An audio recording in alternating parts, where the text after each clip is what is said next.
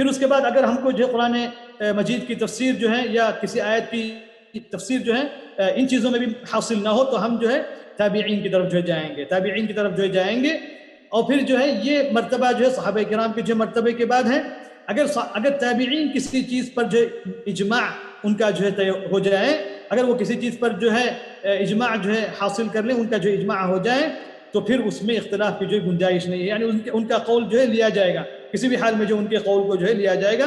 اگر جو اس کے اندر اختلاف ہو تو پھر یعنی قرآن کریم کی جو لغت ہے یا اسی طریقے سے نبی کریم صلی اللہ علیہ وسلم کی جو ہے کہ جو سنت کی جو لغت ہے یا جو ہے عام طور پر جو ہے عرب کی جو لغہ ہے اس کی طرف جو ہے رجوع کیا جائے گا، یا جو ہے اقوال صحابہ کی طرف جو رجوع کیا جائے گا. یعنی اختلاف کی صورت میں یہ قرآن مجید کی تفسیر کے جو ہے طرق ہیں.